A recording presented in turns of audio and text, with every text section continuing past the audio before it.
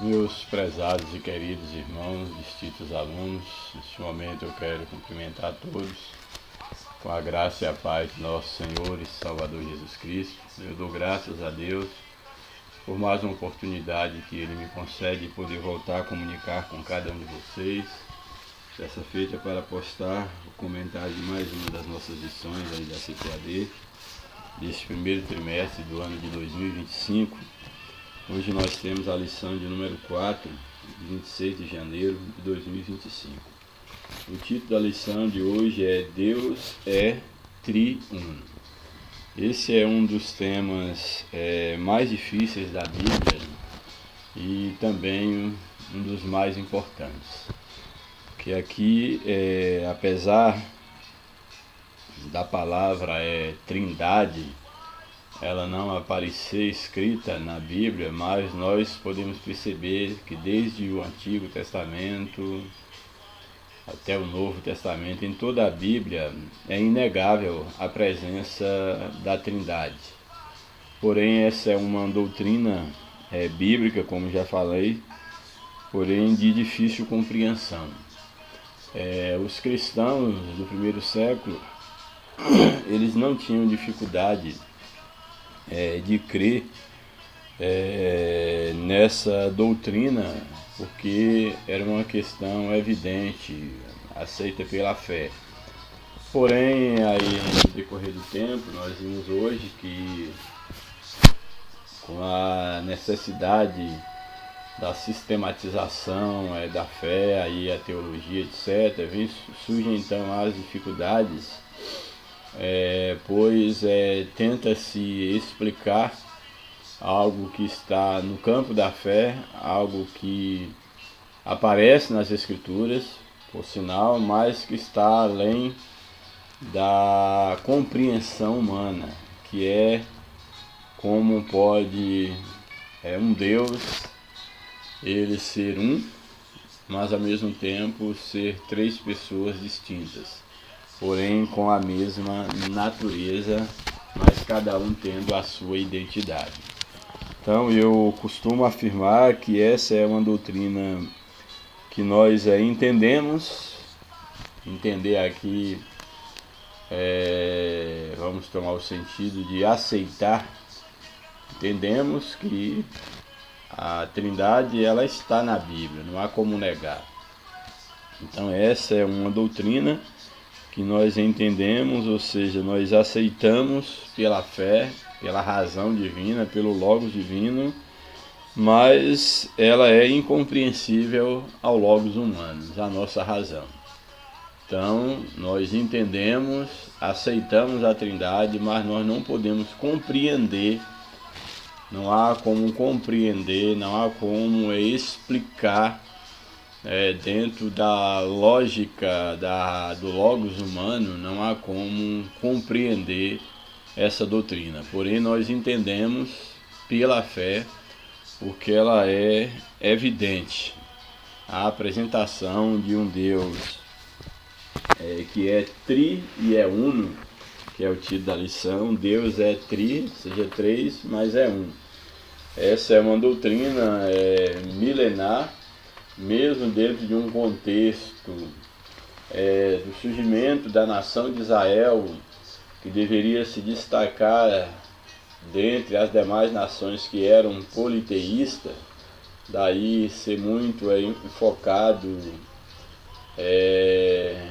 credo judaico. O Senhor Deus é o único Deus, o único Senhor, e não há assim já uma apresentação clara da Trindade. Isso vem, é claro, a gente lendo o Novo Testamento, a gente percebe que o Novo Testamento iria exatamente para jogar luz no Antigo Testamento. Então nós que temos acesso ao Novo Testamento, nós podemos voltar agora para os textos do Antigo Testamento e perceber que a Trindade já estava ali sendo apresentada. Porém não de maneira tão clara quanto no Novo Testamento, mesmo porque Israel estava deveria se distinguir dentre as demais nações que era um politeísta e não fazia sentido, era algo inconcebível uma nação que pregasse a existência de um único Deus e ao mesmo tempo já apresentar claramente a doutrina da Trindade, o que certamente poderia ser confundido a nação de Israel como uma nação como as demais, que tinham vários deuses. Porém, apesar de que não só esse tema, como vários temas do Antigo Testamento, eles não estão bem esclarecidos, não há uma visão bem clara, inclusive os próprios profetas que profetizavam, eles não tinham uma visão bem clara do que eles estavam falando, eles eram usados por Deus, mas o Novo Testamento ele vem exatamente jogar luz no Antigo Testamento. E hoje, nós que temos o privilégio de ter a Bíblia, a revelação completa de Deus, tanto no Antigo quanto no Novo Testamento, nós podemos perceber que essas doutrinas, todas as doutrinas bíblicas, as profecias, elas estão de forma muito clara a partir da luz do Novo Testamento. Então, aquilo que era uma sombra que apontava para algo futuro, já se torna bem claro a partir da nova aliança do Novo Testamento. Portanto, o título da lição aqui é exatamente esse: Deus é tri e é uno. Como já falei, essa é uma doutrina central que nós não podemos abrir mão, apesar de muitos confundirem, terem leituras diferentes, até racionalmente interessantes. Não vou dizer que não sejam interessantes, que não haja uma lógica humana, porém a doutrina da Trindade ela está além da lógica humana. Como falei, eu costumo dizer para os meus alunos que eu creio plenamente na Trindade, não tenho nenhuma dúvida sobre a Trindade, mas eu não compreendo, não posso explicar pela ótica humana, eu não tenho como explicar a Trindade. Simplesmente creio, aceito pela fé e percebo a presença distinta dos componentes da Trindade em toda a Bíblia. Isso é indiscutível. Louvado seja o nome do Senhor. O textuário da nossa lição, esse texto ele vai reaparecer aí na leitura bíblica em classe, portanto só vou lê-lo neste momento. Portanto, ide e ensinai todas as nações, batizando-as em nome do Pai, do Filho e do Espírito Santo. Mateus capítulo 28, verso de número 19. Louvado seja Deus. A verdade prática, ela está nos afirmando o seguinte: desde a eternidade, Deus é Pai, Filho e Espírito Santo. E essa verdade está em toda a Bíblia, que é bem interessante, porque a despeito da nossa dificuldade de compreensão, desde a eternidade, o Deus Pai, o Deus Filho, o Deus Espírito Santo já existem. E aí é algo que nós temos que imergir nas Escrituras Sagradas e na fé para aceitarmos essa doutrina. Porque o fato de que o Filho ele se manifestou no mundo num tempo determinado, isso limita o conhecimento, a possibilidade de compreensão de muitas pessoas, como é que o Filho ele já existia desde a eternidade, se o Verbo se encarnou, se ele foi gerado por Deus. Porém, a despeito dos conceitos teológicos, inclusive alguns que eu não compreendo ou não comungo com muitos deles, não vou os colocar aqui, mas uma coisa é certa que o Pai, o Filho, essa nomenclatura, na verdade, de Pai, Filho e Espírito Santo é só uma forma didática de apresentar a Trindade, mas na verdade não existe essa hierarquia. Deus, Jesus, o Espírito Santo, eles sempre existiram e nunca um deixou de existir. Não houve um tempo quando Jesus não existia e aí passou a existir, como se Deus, o Pai, viesse primeiro, depois veio o Filho, depois o Espírito Santo, e isso não é dessa forma que funciona. Então tentar explicar para a nossa razão humana, isso é impossível. Então o certo é que nós temos que, pela fé você tem ou não tem, nós aceitamos que nunca houve um tempo que uma das pessoas da Trindade deixasse de existir. E essa hierarquia ela é apenas uma forma didática, como toda a Bíblia, toda a revelação bíblica é uma forma didática de Deus se comunicar com o homem, na linguagem do homem, tomando características humanas para poder comunicar com o ser humano. Não havia uma outra maneira de Deus se comunicar com o homem, a não ser se rebaixando a natureza humana, a linguagem humana, para ser compreendido pelo homem. Então aí toda a linguagem bíblica, eu costumo afirmar, quer dizer, não comumente, que nem todos estão aptos para ouvir essa afirmação, mas que a Bíblia ela é feita para o homem. A Bíblia não é feita para Deus. Para que a Bíblia no céu? Para quê? A Bíblia é um livro feito para o homem. Um livro humano, um livro com uma linguagem humana, um livro que usa dos elementos da linguagem, da semântica, do discurso comum, no sentido da organização, da morfologia, da sintaxe, aí da morfossintaxe, de tudo aquilo que faz parte da linguagem, gêneros literários, textuais. Porém, a diferença é que a mensagem é uma mensagem divina. Porém, uma mensagem divina, vamos dizer assim, em um vaso de barro, que é a linguagem humana, que inclusive é uma linguagem incapaz de, na sua essência, descrever o indescritível. Mas, como o homem é limitado, e a sua linguagem é limitada, é essa ferramenta que Deus utiliza para falar com o homem, que é a Bíblia escrita. Porém, nós temos um auxílio além da linguagem humana, que é o Espírito Santo, a pessoa do Espírito Santo, que é o intérprete da Bíblia. Porém, essas observações, elas são interessantes nós colocarmos, que desde a eternidade, a Trindade, cada um dos membros da Trindade, eles existem, coexistem, e eles têm, vamos dizer, dentro da linguagem humana, sempre quando eu usar a linguagem humana aqui, leve em consideração a limitação da linguagem humana. Então eles são compostos da mesma substância, entre aspas, já que substância fala de uma coisa material, mas vamos, para nosso entendimento, dizer uma substância espiritual, se é que assim possamos falar. Eles são compostos, portanto, da mesma substância, porém são três pessoas distintas.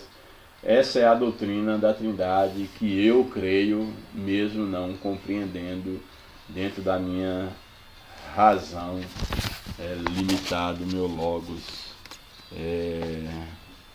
filosófico, vamos dizer assim. Bem, a leitura bíblica em classe, ela vai estar em dois textos bíblicos muito conhecidos. Na verdade são o mesmo livro da Bíblia, porém capítulos diferentes, que é o Evangelho de Mateus.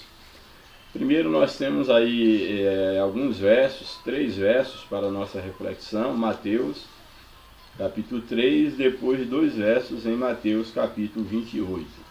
São os textos aí da leitura bíblica em classe.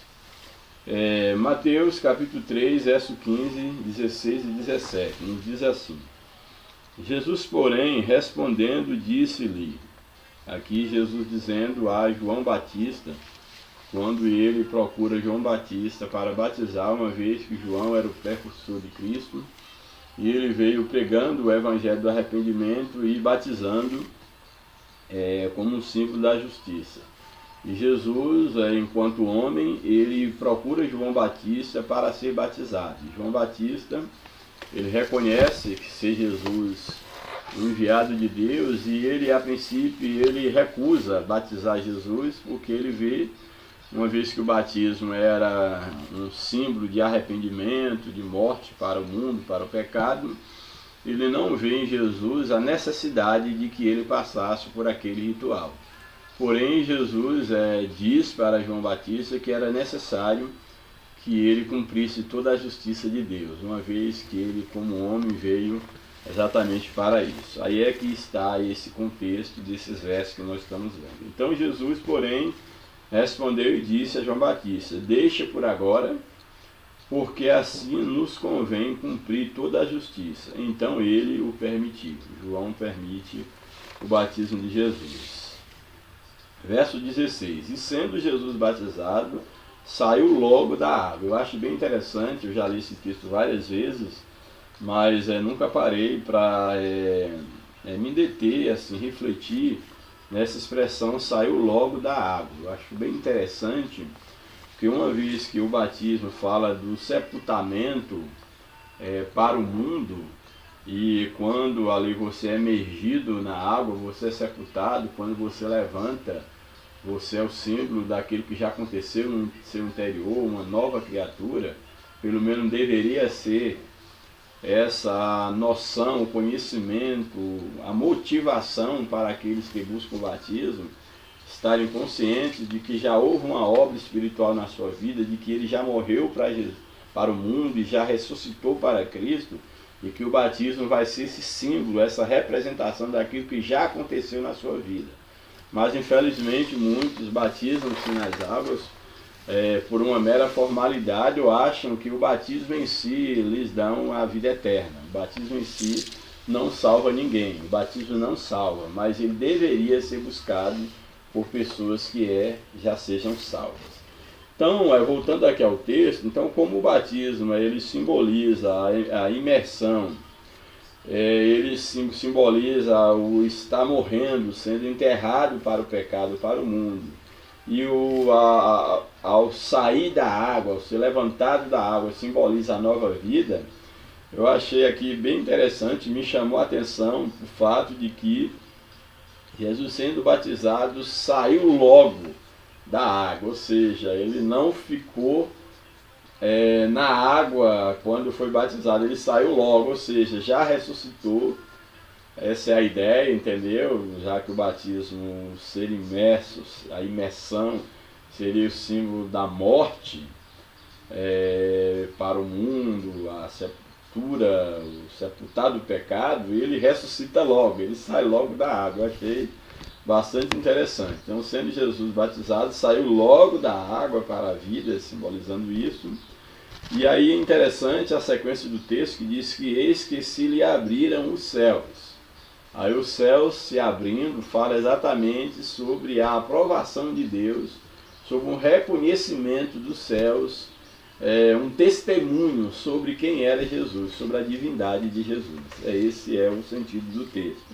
Os céus lhe abriram e viu o Espírito de Deus. Aqui é interessante, aqui é uma amostra clara da Trindade. Estava ali Jesus, que havia encarnado, Jesus, uma pessoa, estava ali sendo batizado.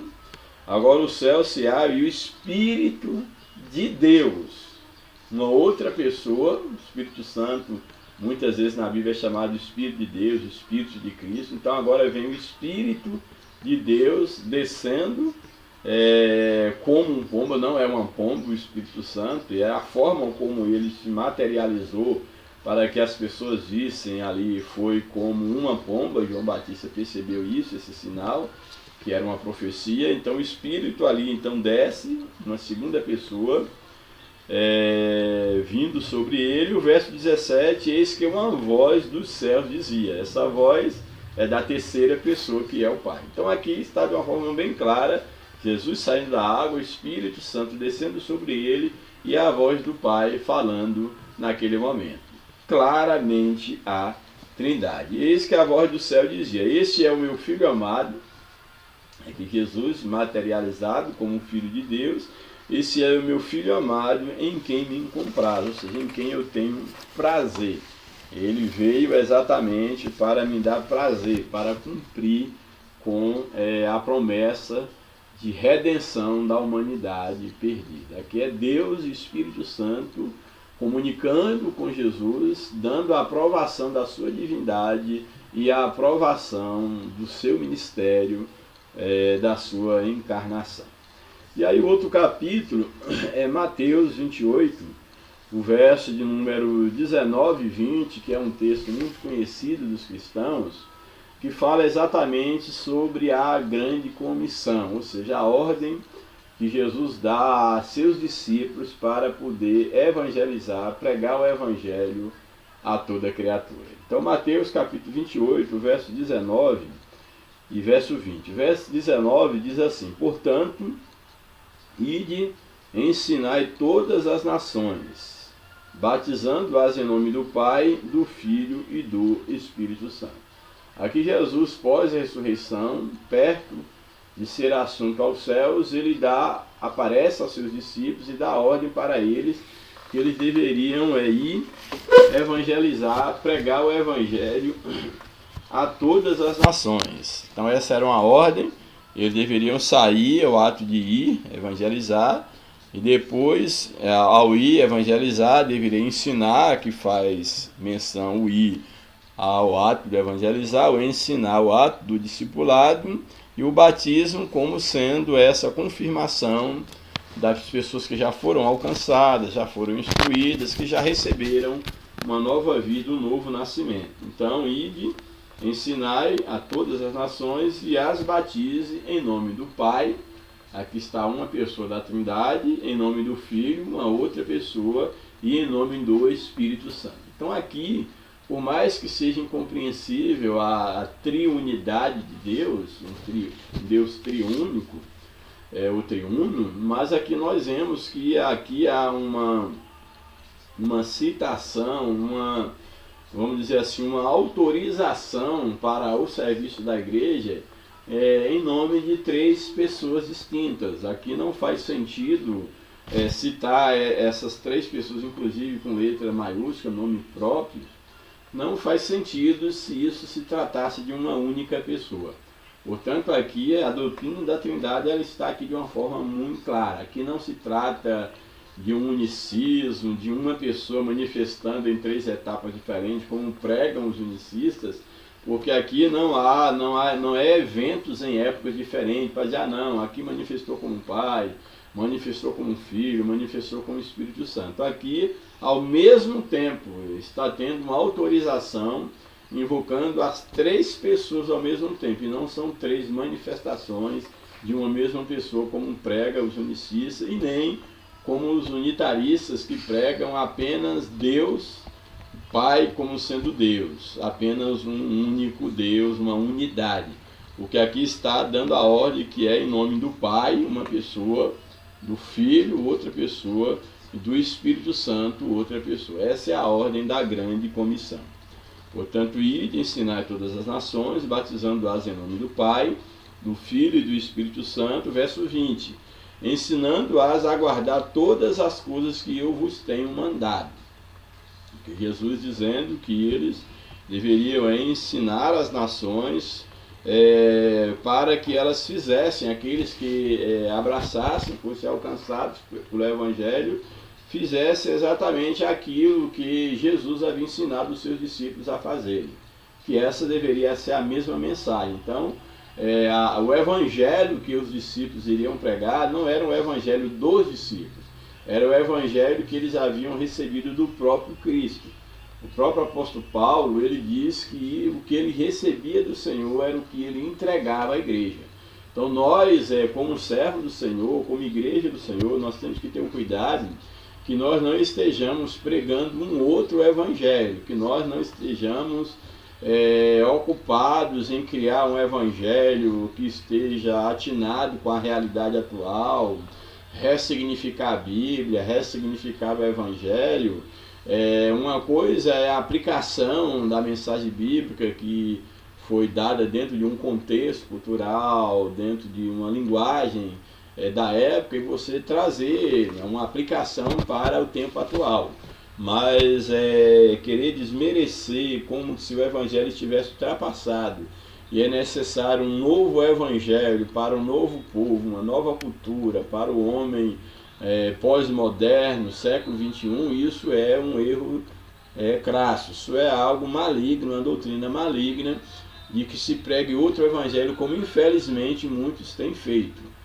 Infelizmente, em muitos movimentos que se dizem evangélicos, religiosos, nós vimos a Bíblia sendo usada como um pretexto, mas na verdade o que se prega é um outro evangelho, um evangelho sem a cruz de Cristo, um evangelho que não combate o pecado da prostituição, do adultério, da homossexualidade, da mentira, do roubo, da falta de ética, da falta de moral, do engano, da injustiça.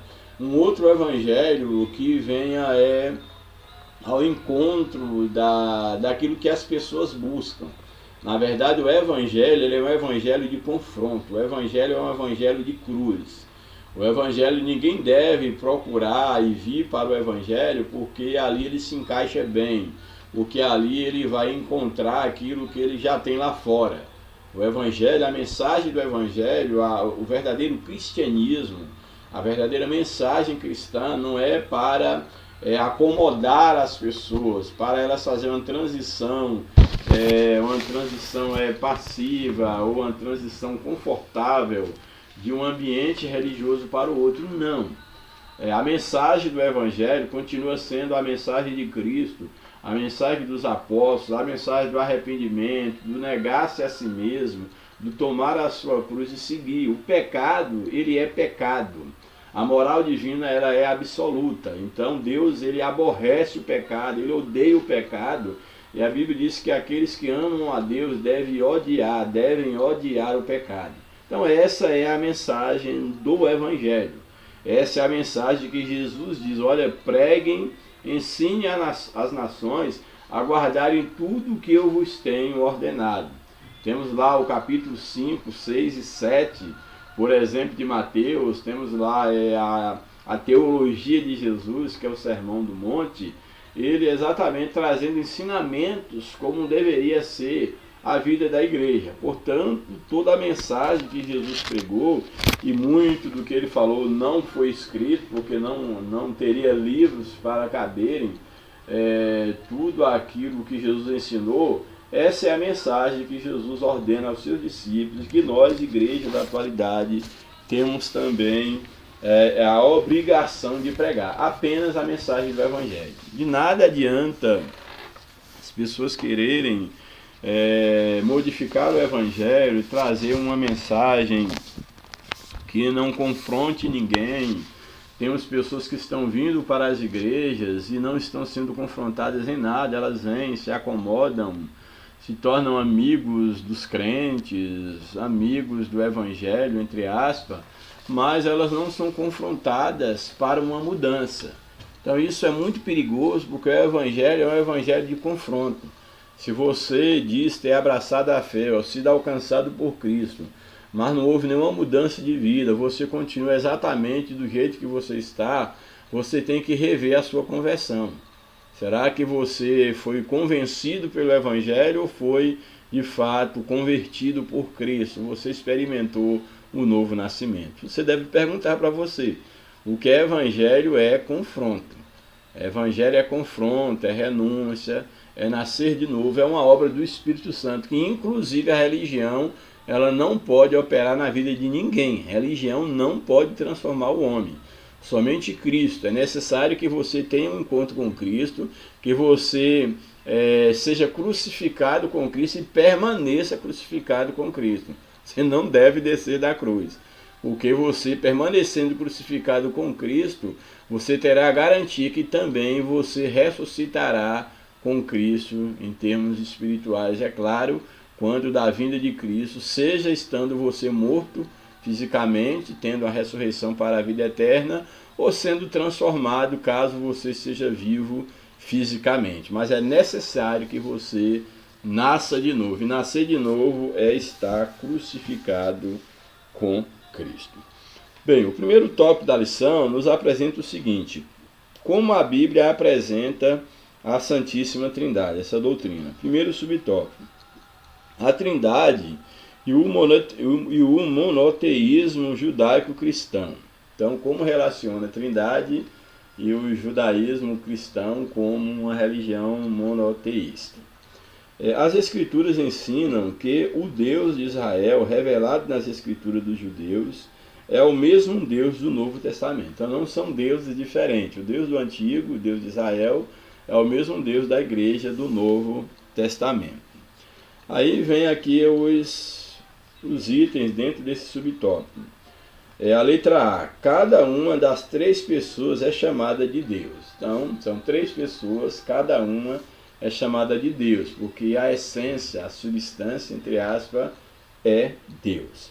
A mesma Bíblia que ensina a haver um só Deus e que Deus é um só, ensina também que o Pai é Deus e o Filho é Deus e o Espírito Santo é Deus. O nome Deus se aplica ao Pai sozinho, é Deus, se aplica da mesma forma ao Filho sozinho, que é Deus, e ao Espírito Santo sozinho, que é Deus. Então, aí a expressão Deus, ela aplica tanto ao Pai, individualmente, separadamente, como também ao Filho, como ao Espírito Santo. Letra B. Cada uma dessas três pessoas é cada Senhor. Ou seja, cada uma é Senhor. Então, temos aqui, cada uma dessas pessoas é Senhor. Isso também ocorre com o tetagrama, ou seja, as quatro consoantes do nome divino, essas consoantes é Y, H, W, H. E aí depois foram acrescentadas algumas vogais no meio. Mas esse tetagrama, se referindo ao nome de Deus, é um nome que se tornou impronunciável, que é H, YHWH, que quer dizer Senhor. Então esse tetagrama dessas quatro consoantes, que quer dizer Senhor, aplica-se ao Pai individualmente, aplica-se também ao Filho e aplica-se ao Espírito Santo. No entanto, aplica-se à Trindade, ou seja, aplica a cada um, mas ao mesmo tempo aplica-se à Trindade como sendo Senhor. Esse é o mistério da Trindade. Letra C. O monoteísmo bíblico não contradiz a Trindade. É aquilo que falei ao início. O monoteísmo, pregar que Israel tinha um único Deus, isso não contradiz com a doutrina da Trindade. É uma questão de época, uma questão de momento, é uma questão do nascimento da nação de Israel, que tinha que diferenciar das demais nações, daí essa ênfase no monoteísmo, como Deus sendo o único Deus, como na verdade não são três deuses, é apenas um Deus, porém três pessoas distintas. Está além da nossa compreensão. O monoteísmo bíblico não contradiz a Trindade. Ouve, ó Israel, o Senhor nosso Deus é o único Senhor. Essa é a confissão de fé do judaísmo. A palavra hebraica Echad, traduzido como único, indica uma unidade composta. Então, a palavra aqui Deus é um único Senhor, e implica uma unidade, algo que está unido, fundido, vamos dizer assim, mas que tem uma unidade unidade composta por três pessoas. E aqui o comentarista coloca como uma espécie de uma metáfora, uma alusão para o entendimento, a aproximação, dizendo o seguinte, que é o mesmo, essa unidade composta é o mesmo usado para afirmar que quando do casamento a mulher une ao seu marido, os dois se tornam um só. São dois, mas que tornam uma só carne. A mesma expressão aqui Echad, que é usado. O termo Echad, em Deuteronômio 6,4, indica que o monoteísmo judaico-cristão não contradiz a Trindade. Subtópico 2. A evidência no Antigo Testamento. A evidência da Trindade no Antigo Testamento. Essa doutrina está implícita desde o Antigo Testamento, pois há declarações que indicam claramente a pluralidade na unidade de Deus. Há expressões bíblicas que indicam uma pluralidade na unidade. Aí, por exemplo, o livro de Gênesis, capítulo 1, verso 26, diz o seguinte: E disse Deus, e disse o Senhor, e disse Deus, façamos o homem à nossa imagem, conforme a nossa semelhança. Aqui temos o verbo façamos, que não é no singular, é um plural.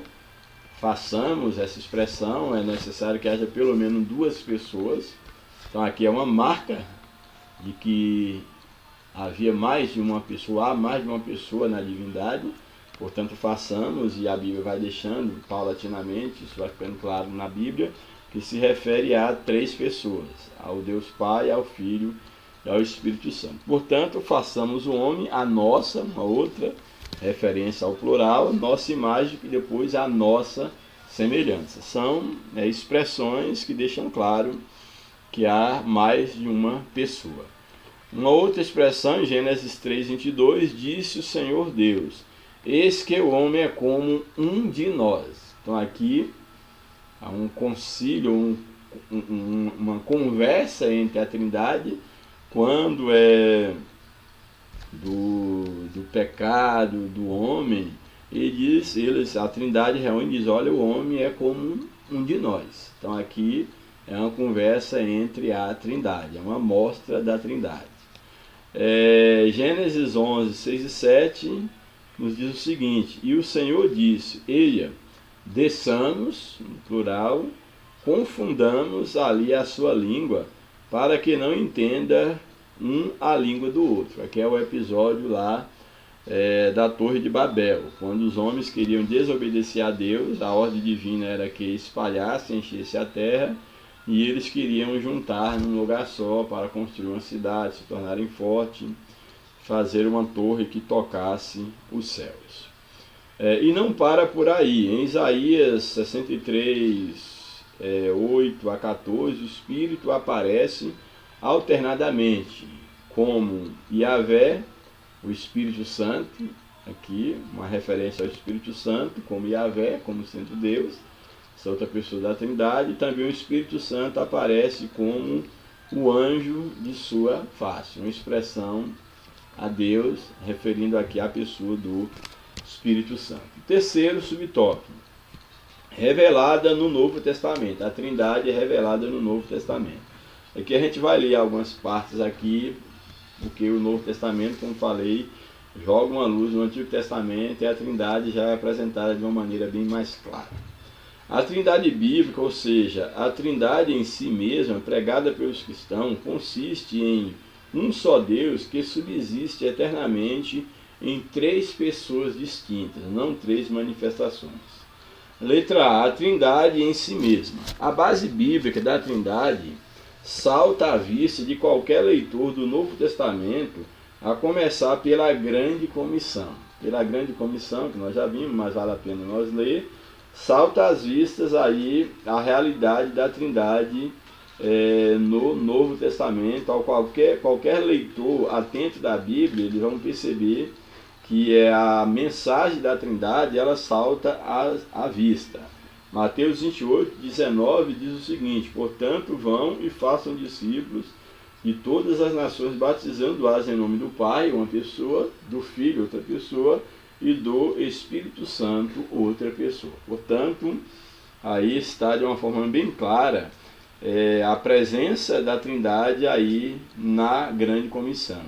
Na distribuição dos dons espirituais, também nós temos aí a presença da Trindade. 1 Coríntios, capítulo 12, verso 4 e 6, diz o seguinte: ora, 1 Coríntios 12, 4 a 6. Ora, os dons são diversos, já há diversos dons espirituais, mas o Espírito é o mesmo, ou seja, o Espírito Santo, quem distribui os dons é o mesmo, que está uma pessoa, o Espírito é o mesmo. Também a diversidade de serviço, mas o Senhor, aqui refere a Jesus, o Senhor é o mesmo. E a diversidade de realizações, mas o mesmo Deus, aqui o Pai, uma outra referência, o mesmo Deus é quem opera tudo em todos. E a manifestação do Espírito é concedida a cada um, visando um fim proveitoso. Então aqui na distribuição dos dons, nós temos claramente a manifestação da Trindade. Na bênção apostólica, também conhecida como bênção trinitária, segundo os Coríntios, também a manifestação clara da Trindade. Segundo os Coríntios, capítulo 13, verso de número 13, nos diz assim: a graça do Senhor Jesus Cristo, aqui Jesus sendo chamado por Senhor, por Deus, a graça do Senhor Jesus Cristo, o amor de Deus, aqui é uma referência ao Pai, e a comunhão do Espírito Santo, uma referência ao Espírito Santo. 3 pessoas estejam com todos vocês. Manifestação clara da Trindade. Também, uma outra manifestação da Trindade é na unidade da igreja. O livro de Efésios, capítulo 4, verso de número 4 a 6. Efésios 4, 4 a 6. Diz o seguinte, Efésios número 4, verso 4 ao 6. Há somente um corpo e um só Espírito, aqui falando do Espírito Santo, como também uma só esperança para a qual vocês foram chamadas. Há um só Senhor, o Senhor da igreja é Jesus Cristo, aqui já a segunda pessoa. Um só Senhor, uma só fé, um só batismo, e um só Deus e Pai. Aqui é uma referência ao Pai. E Pai de todos, o qual é sobre todos e age por meio de todos e está em todos. Claramente, uma manifestação da Trindade. E na obra da salvação, também nós temos a manifestação da Trindade na obra da salvação. 1 Pedro 1, verso 2. 1 Pedro 1, verso 2. Diz o seguinte: eleitos segundo a presciência de Deus Pai, primeira pessoa, uma das pessoas, em santificação do Espírito Santo, outra pessoa, para a obediência e a aspersão do sangue de Jesus Cristo, outra pessoa. Então, não há nenhuma dúvida, é palpável, é visível a manifestação da Trindade na Bíblia. A nossa mente humana pode não compreender, mas negar a existência da Trindade, no mínimo, nós temos que aceitar, entender que aqui fala de 3 pessoas distintas. Se vamos compreender como 3 pessoas podem ao mesmo tempo ser um só Deus, aí é uma questão de fé, mas a Trindade ela está clara nas Escrituras, além das inúmeras passagens tripartidas que revelam a Trindade que nós vamos ter na Bíblia. Letra B, a Trindade dos credos. A Trindade é a união de 3 pessoas, ou seja, o Pai, o Filho e o Espírito Santo em uma só divindade. Então não são 3 deuses, é apenas um Deus, porém composto, ou porém que tem a sua realidade em 3 pessoas, 3 identidades distintas. São iguais em poder, em glória, majestade e eternidade, da mesma substância, com aquela observação que eu fiz, embora sejam distintas. Louvado seja o nome do Senhor. Eu sei que isso vai além da compreensão humana, mas é para isso que existe fé. Se a razão desse conta de tudo, nós não tínhamos necessidade da fé. Deus deu ao homem 2 âmbitos únicos do conhecimento, ou pelo menos 2 âmbitos mais importantes que eu julgo. Um âmbito é a razão, e o outro é a fé, e elas não se excluem, elas se completam. Aquilo que é do campo da razão, conhecemos por meio da razão. Daí não devemos jogar tudo para o campo da fé. Daí que o homem deve usar da razão. Como Descartes apresenta, o filósofo, a modernidade, que a razão foi distribuída igualmente a todos os homens, mas nem todos se utilizam bem da razão. Então, o que é do campo da razão é da razão. O que é do campo da fé é da fé. Agora, se todos usam igualmente a razão, se todos usam da fé, aí é outra questão. Porém, razão e fé são faculdades divinas, elas não se excluem. A razão pode não bater bem com a religião, que aí é outra coisa, mas com a fé não há conflito entre razão e fé. Podemos ter conflito entre razão, filosofia e religião. Bem, então, temos aí a doutrina clara, né, aí no credo apostólico, no credo da igreja cristã, que há uma trindade como essa união dessas três pessoas, mas uma só divindade, iguais, porém distintas, cada um tendo a sua, vamos dizer assim, a sua identidade. Segundo tópico da lição, as heresias contra a doutrina da Trindade. Aqui apresenta duas heresias, mas a lição ela vai aprofundar, assim, destacar apenas uma, e eu observei que nas lições seguintes eu não vi destacado a segunda heresia que aqui é apresentada, uma pena, né, porque se a lição diz aqui, apresenta as duas e ela diz que vai deter em uma, deveria depois deter na outra, mas pelo que eu vi eu acho que não fará isso, mas nós vamos já ver aqui agora. As heresias contra a doutrina da Trindade, mesmo que não são apenas essas. São duas as principais heresias contra a Trindade. É o unicismo e o unitarismo. O unicismo, vou falar, a lição vai deter no unicismo. O unicismo é uma heresia, inclusive há igrejas, principalmente aí, que doutrina, inclusive através da música, e aí aqui eu não vou entrar no mérito de uma heresia presente em uma religião, eu não vou necessariamente dizer que essa igreja ela seja uma seita, nesse tom mais pesado de uma seita, algo diabólico, nesse sentido pejorativo, porque se formos analisar de uma maneira detida, há uma pitada de heresia em quase todas as religiões, ou até mesmo religiões evangélicas. Se for olhar mesmo de uma maneira detida, é possível que a gente encontre alguma espécie de heresia, de algum desvio doutrinário, ou uma ideologia humana travestida de teologia bíblica. Então, eu tenho muito cuidado em relação a isso. Porém, desde o princípio, já era combatido essas heresias, sim, são heresias, que é o unicismo e o unitarismo. O unicismo é uma heresia que vai pregar que existe um único Deus, não nega a existência de Deus, não nega a existência da Trindade, porém apresenta a Trindade como sendo manifestações de um único Deus. Então há um só Deus, uma única divindade, e esse Deus ele se manifestou como um Pai no Antigo Testamento, se manifestou como um Filho na obra da redenção, se manifestou como Espírito Santo em aplicar a obra da redenção. Então, a Trindade, porém, não como três pessoas, mas como uma única pessoa se apresentando de três formas diferentes. Daí um único Deus, porém manifestando de três formas diferentes. Já o unitarismo, ou unitarianismo, ele vai dizer que só existe um Deus, um único Deus, e aí no caso, Jesus, Filho de Deus, Jesus não é Deus, ele foi gerado por Deus, mas ele não é Deus, só existe um único Deus, não há essa hierarquia ou essa divisão entre Pai, Filho e Espírito Santo, só existe um único Deus, portanto Jesus não é Deus necessariamente. Seria unitarismo, mas a lição aqui não dá conta dessa outra heresia. Então, vou ler a lição e comentar. São duas as principais heresias contra a Trindade, o unicismo e o unitarismo. Ambas são contrárias à Bíblia, condenadas pelas igrejas antigas e rejeitadas pelos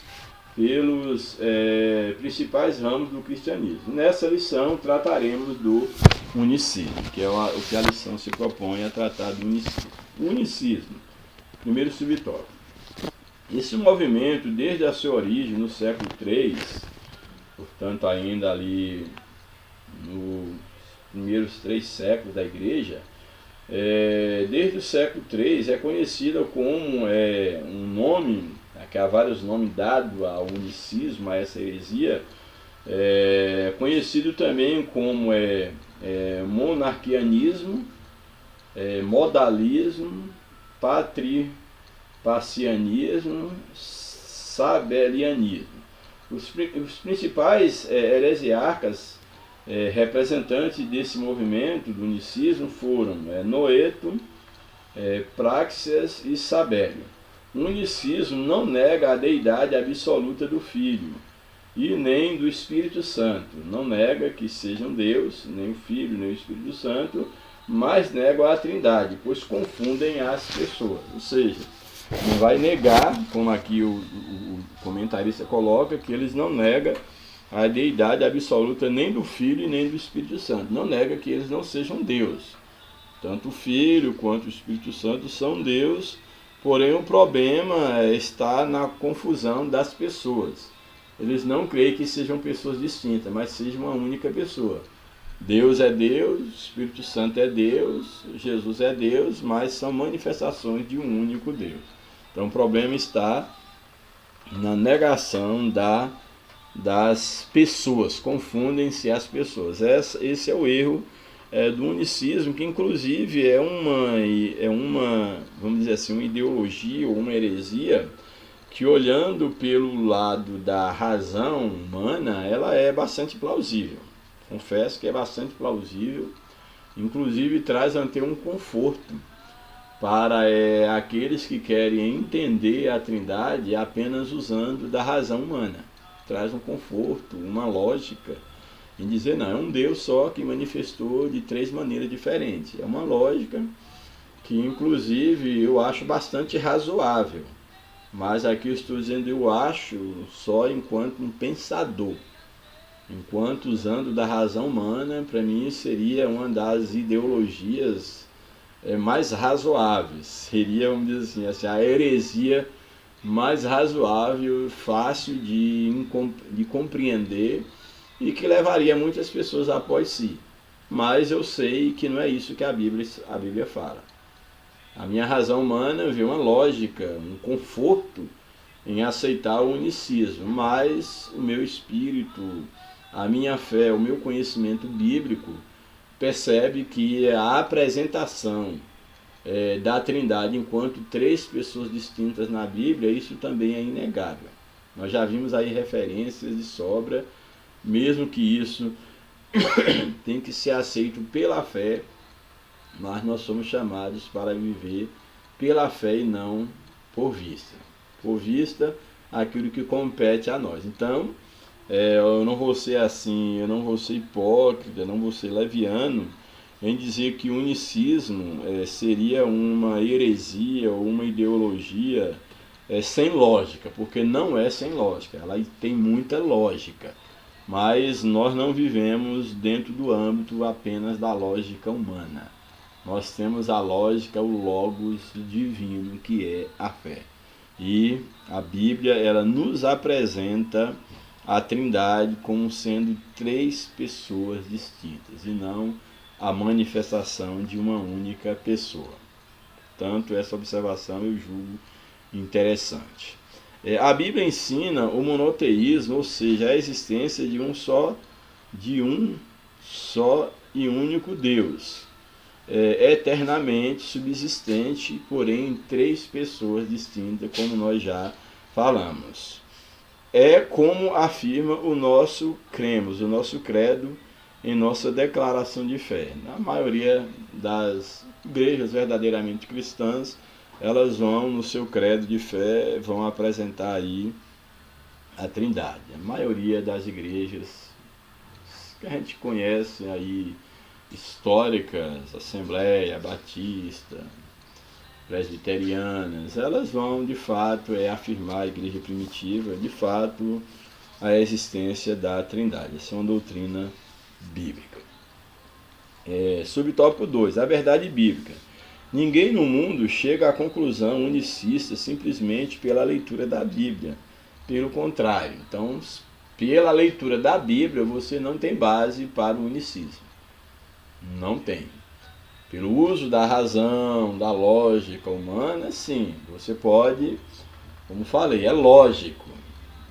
O discurso unicista é um discurso da lógica humana, mas é um discurso que você chega a ele pela lógica humana, mas não pela leitura da Bíblia. Nem no Antigo e nem no Novo Testamento você chega a essa conclusão em hipótese nenhuma, por mais atraente que seja essa ideologia ou essa heresia, por mais atraente que seja, é um desvio doutrinário.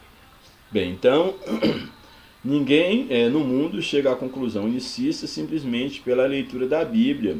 Pelo contrário, salta à vista de qualquer leitor a distinção dessas três pessoas da Trindade, a começar pelo batismo de Jesus, como já falei. Diversas vezes Jesus deixou claro que ele é uma pessoa e o Pai é outra pessoa. O próprio Jesus, ele diz, olha, Pai é um, Filho é outro.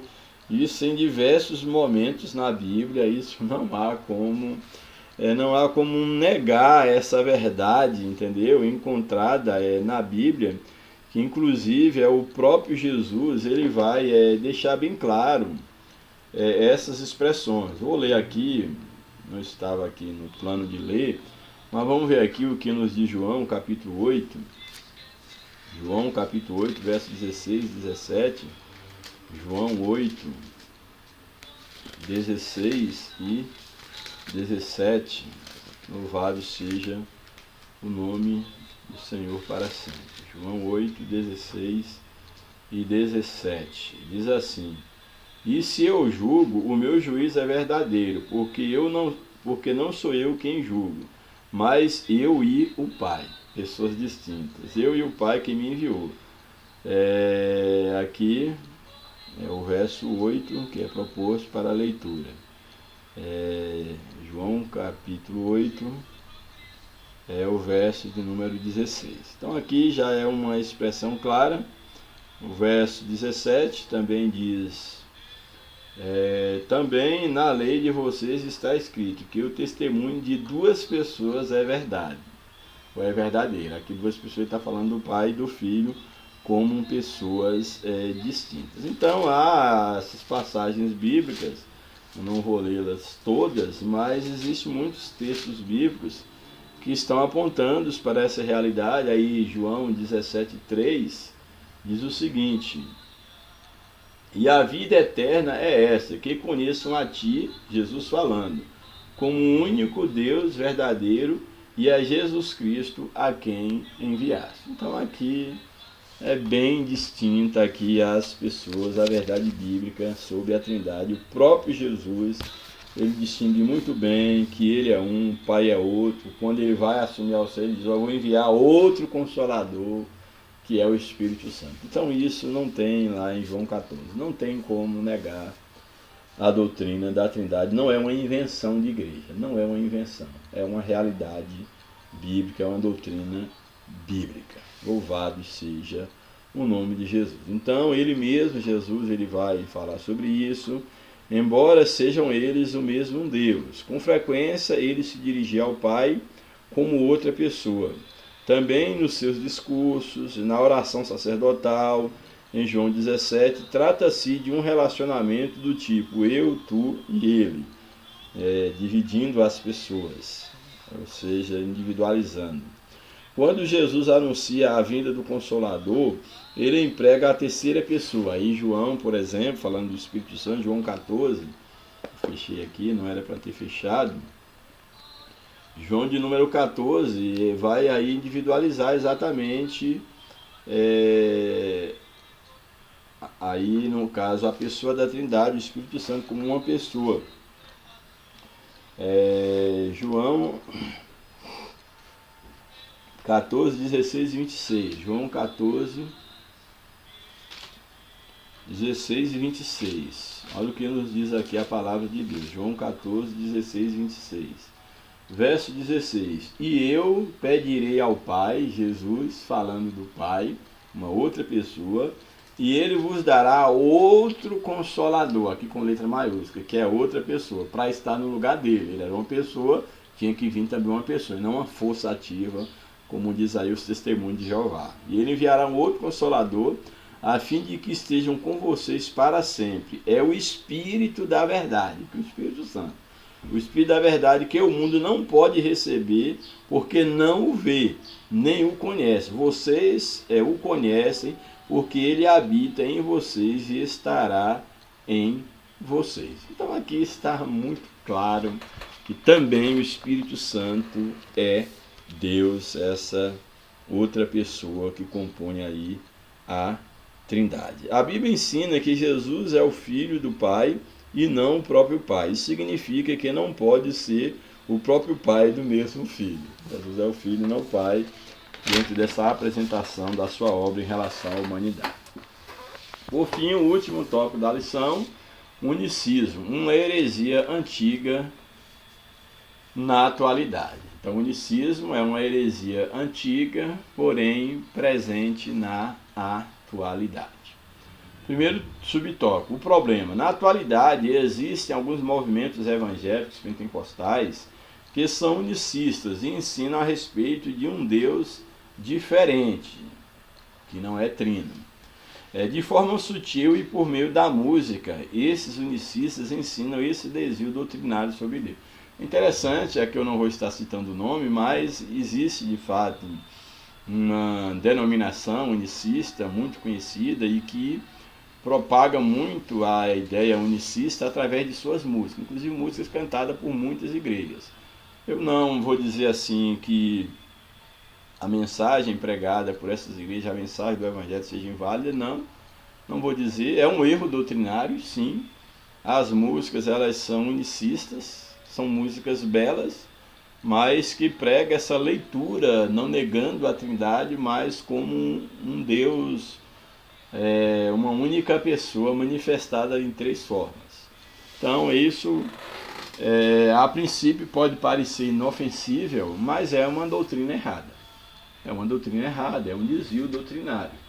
Aí não vou dizer que você deva rejeitar os irmãos, os unicistas, mas o unicismo ele tem que ser rejeitado. Você não pode rejeitar os unicistas, os nossos irmãos unicistas, mas o unicismo, a doutrina, ela tem que ser rejeitada. Tudo nessas músicas deve ser jogado fora? Não, mas devemos filtrar quando você escuta, e hoje uma das formas, infelizmente, de doutrinar a igreja é através da música. E aí eu penso que cada líder deveria julgar uma música à luz da palavra de Deus, se são músicas inteiramente bíblicas. Porque existem igrejas que estão sendo doutrinadas pela música, os ministérios de louvor, é quem basicamente doutrina a igreja. Então, às vezes, palavra tem muito pouco. Então, deve-se ter cuidado, e aqui não vou citar o nome de uma igreja, um ministério bem conhecido, mas há uma doutrinação através da música, exatamente mostrando Deus como sendo uma única pessoa. Jesus é Deus, mas quando diz Jesus é Deus, está errado em dizer isso, não. Mas a ideia é que crê que Jesus é Deus como uma manifestação de Deus, e não como uma pessoa distinta dentro da Trindade. Isso não é um mero jogo de palavras. Jesus disse que a vida eterna implica, como nós já lemos, essa distinção. E a vida eterna é essa, que conheçam a Ti, por único Deus verdadeiro, e a Jesus Cristo a quem enviaste. Então aqui, gente, está muito claro. Não tem como dizer que é uma manifestação da mesma pessoa em épocas diferentes. Essa passagem mostra que a salvação envolve duas pessoas distintas dentro de Deus, o Pai enviando, e que esse conhecimento não é cognoscível, ou seja, não é um conhecimento que pode ser alcançado pela razão humana. Essa ideia da Trindade está além da nossa cognição, é isso que o texto está dizendo. Então essa passagem mostra que a salvação envolve duas pessoas distintas e que esse conhecimento não é cognoscível, ou seja, está além da nossa razão, mas é um conhecimento místico, espiritual, que implica comunhão com Deus, implica a fé, aquilo que eu falei, obediência e adoração. Conhecer a Deus é o mesmo que conhecer a Cristo, em virtude da unidade de natureza do Pai e do Filho. Jesus disse que ninguém conhece o Filho senão o Pai e vice-versa. Ou seja, é necessário relacionar-se com Cristo para conhecer Deus, relacionar-se com Deus, com Cristo, para conhecer o Espírito Santo, que é quem aplica a obra da redenção. Segundo subtópico, uma reflexão bíblica. O que quer dizer de pessoas convertidas por meio do ministério dessas músicas unicistas? O que quer dizer, é inválida a salvação dessas pessoas? Não. O poder é da palavra e não do tal movimento. A palavra de Deus, ela é a semente, mesmo sendo semeada por mãos enfermas e infeccionadas, ou seja, por pessoas que não têm uma visão clara da palavra de Deus. A palavra não é invalidada. a semente vai germinar. Jesus falou sobre isso no Sermão do Monte. Ele vai falar sobre a questão da semente, quando ele está ensinando sobre a questão da semente. Aí Mateus 7, 21 a 23, que a lição propõe, a leitura, 7, 21 a 23, diz o seguinte: olha, nem todo que me diz Senhor, Senhor, entrará no reino dos céus, mas aquele que faz a vontade de meu Pai que está nos céus. Muitos naquele dia vão me dizer: Senhor, em teu nome nós profetizamos, em seu nome expulsamos demônios, em seu nome fizemos muitos milagres. Mas então lhes direi claramente: eu nunca vos conheci. Afaste-se de mim, vocês que praticam a maldade. Aqui é interessante observar, eu não estou aqui julgando os irmãos unicistas em hipótese nenhuma, eu acho que o texto ele é até um pouco assim pesado em relação ao contexto, um pouco fora de contexto, para o que o comentarista está dizendo aqui, mas o que ele quer dizer é que a mensagem do Evangelho ela não é inválida. Mesmo que seja pregado por pessoas, não vou dizer que seja o caso dos unicistas, que tem um erro doutrinário, teológico, uma heresia, mas até por pessoas que não tenham nada a ver com Deus. E não é o caso aqui dos irmãos unicistas. Mas pessoas que não têm nada a ver com Deus, que não tenham nenhuma comunhão com Deus, que não sejam nascidos de novo, isso não quer dizer que a mensagem que elas pregam, desde que seja a palavra de Deus, que ela seja inválida. Deus pode usar qualquer pessoa, inclusive para fazer milagres. Ninguém é distinguido como mais crente, mais santo, porque é usado por um dom, uma manifestação divina, porque ora aí em nome de Jesus o enfermo é curado, um demônio é expulso. Isso não torna ninguém mais crente, porque o poder está no nome de Deus, o poder está na palavra de Deus. Mas alguém pregar a palavra, usar o nome de Deus, não quer dizer que essa pessoa necessariamente seja de Deus. Isso é bem interessante, há exemplos de sobra na Bíblia em relação a isso. Portanto, é interessante nós termos esse cuidado em relação a essas coisas. Alguns podem dizer que se sentem bem ao ouvir tais músicas. Assim, convém lembrar que ninguém está autorizado a fundar doutrinas com base em experiências humanas. Esse que é o problema. Geralmente essas doutrinas são fundadas a partir de uma revelação, de uma experiência que alguém teve, e aí funda uma doutrina, como é o caso do unicismo. Mas ninguém está autorizado a fazer isso, que a Bíblia ela já é completa em si. Toda a doutrina que nós temos é a doutrina bíblica. Então, ninguém está autorizado a fundar doutrinas com base em experiências humanas. As emoções caíram com a natureza do Éden. As nossas emoções são pecaminosas. É algo interessante você observar, e aqui eu deixo essa orientação para você, que uma emoção é só uma emoção, ela não diz, ela não é a realidade, uma emoção, principalmente depois do pecado. Nossas emoções, nossos pensamentos foram todos dissociados. O pensamento é um pensamento. Pecamos com o pensamento, sim, com as emoções, sim. Mas os nossos pensamentos não quer dizer que seja a realidade. As nossas emoções não quer dizer que seja a realidade. Agora é claro que os nossos pensamentos, as nossas emoções, as nossas crenças, elas vão influenciar no nosso comportamento. Daí muitos estão doentes, precisam de tratamento, porque têm os seus pensamentos a partir de suas crenças, que por sua vez geram pensamentos e emoções e confundem isso com a realidade. E aí se comportam de acordo com as suas crenças, suas emoções e seus pensamentos. Porém, uma crença é só uma crença, um pensamento é só um pensamento, uma emoção é só uma emoção. Daí você ter cuidado com o seu comportamento.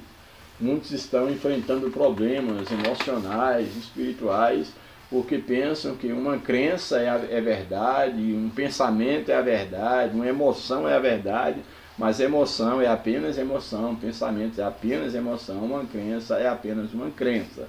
E ao homem pecar, as nossas crenças, nossas emoções, nossos pensamentos, eles foram desvirtuados da realidade, da fonte que é Jesus, a fonte de toda a verdade. Portanto, aqui é interessante nós estarmos cientes disso. Então, a natureza humana, as emoções caíram com a natureza humana no Éden e não serve como instrumentos para aferidor da doutrina bíblica. A Bíblia é a única fonte de doutrina e não as nossas emoções, pois somos norteados pela palavra na direção do Espírito Santo. Assim deve ser a vida da igreja. Por fim, o último subtópico: a posição oficial da Bíblia e da igreja. O unicismo é condenado na Bíblia, considerado heresia pelas igrejas desde a sua origem, rejeitado pelos principais ramos do cristianismo e pela nossa declaração de fé. Temos um manifesto oficial contra o unicismo e o uso de músicas de grupos unicistas em nossas igrejas. A maioria de nossa liderança, aqui está falando especificamente da Assembleia de Deus, mas a ideia da declaração de fé que defende a Trindade não é uma exclusividade da Assembleia de Deus, como já falei, batistas, presbiterianos, várias igrejas sérias. A maioria da nossa liderança tem se posicionado contra essa heresia. A importância dessa decisão é para evitar que se adore a outro Jesus, um Jesus falso, diferente do revelado no Novo Testamento. Mas devemos destacar que não somos contra os unicistas, os irmãos unicistas, mas contra o unicismo, ou seja, essa doutrina desviante. É contra esse erro doutrinário que nós somos contra, e não contra os nossos irmãos, como existem outros que creem na obrigação de guardar um dia da semana. Não somos, esses irmãos são nossos irmãos na fé. Não somos inimigos, somos irmãos em Cristo. Agora somos contra o desvio doutrinário deles, como de outros também que têm desvios doutrinários. Devemos manter contato respeitoso no nosso dia a dia com essas pessoas, com esses irmãos. Vou dizer com essas pessoas como se não fossem nossos irmãos. Com esses irmãos, embora discordando de suas crenças com mansidão. Se for analisar, desvio doutrinário em maior ou menor medida nós vamos encontrar em todas as denominações. Uns mais gritantes e outros não. Eu não sou muito barrista, nacionalista em defender cegamente uma bandeira, uma doutrina, uma igreja, uma denominação. Eu não sou. Pertenço a uma denominação, estou nela, me identifico com ela, visto a camisa, mas eu não sou não sou adepto de denominação, de credo religioso, de cegamente seguir uma ideologia. Não. Eu sigo a Bíblia. Se em dado momento a denominação ela tiver um leve desvio doutrinário, simplesmente eu não absolvo e nem ensino. Só ensino aquilo que a Bíblia ensina. Então, alguém vier me dizer, me perguntar o que eu sou, qual é o meu credo, qual é a linha teológica que eu defendo, eu observo todas, mas o que eu defendo é a palavra de Deus. A teologia me ajuda muito, mas eu também não vou engolir tudo cegamente, por mais bonito, mais comportado, por mais lógico que pareça uma teologia, seja ela batista, seja ela pentecostal, seja lá o que for. Eu prefiro ser bíblico. Essa é a minha definição teológica. Conclusão. A introdução do credo de Atanásio resume a doutrina da Trindade. Isso é um credo bastante respeitado. Todo aquele que quer ser salvo, antes de tudo, deve professar a fé cristã, a qual é preciso que cada um guarde perfeitamente e inviolada, ou terá com certeza de perecer para sempre. A fé cristã é esta: que adore um Deus em trindades, um Deus trino e trindade em unicidade, ou seja, que adore um Deus em trindade e a trindade em unidade, uma unidade, uma junção. Não confundimos as pessoas, nem separamos a substância. Não confundimos as pessoas como se fosse uma só, são pessoas distintas, mas ao mesmo tempo não separamos as substâncias. É uma única substância, com essa limitação do conceito que já abordei no início. O problema é que o unitarista, que nesse momento que vai citar os unitaristas, não há mais nenhum aprofundamento, a heresia unitarista, elas separam a substância, ou seja, separa a substância. Há uma única, um só Deus, uma só substância. Só Deus e não existe mais nenhum outro Deus. É um único, uma substância apenas. Então, não confunda, os unitaristas confundem as substâncias, ou seja, para eles substância e pessoas são a mesma coisa, então a única substância, portanto há um só Deus, nesse sentido, os unitaristas, e os unicistas vão confundir as pessoas, ou seja, é uma única substância, porém as pessoas são só manifestações de uma única substância, não são pessoas distintas. Essa é a confusão. E assim creem num Deus distinto do que é apresentado pela Bíblia. Eu espero que tenha sido proveitoso, que vocês tenham entendido, apesar de que o assunto ele não é simples. Há alguém que usa dizer que a Trindade é o assunto mais simples da Bíblia, para mim é o assunto mais complexo que existe. É um assunto que eu não tenho dificuldade pela fé, para mim é um descanso em relação à Trindade, não tenho nenhuma dúvida. Agora, para a minha compreensão humana, a minha razão é algo bastante complicado, muito complicado, porém, pela fé e olhando as Escrituras, apesar da falta de lógica humana, mas dentro da lógica divina, no Logos divino, eu não tenho como negar a Trindade. É impossível negar a existência da Trindade. Eu creio plenamente na Trindade. Espero que eu tenha conseguido minimamente passar a lição e que Deus abençoe você, sua família, o seu ministério, você pastor, que nós possamos viver segundo as Escrituras. Deus nos abençoe, ore por nós, em nome de Jesus. Amém.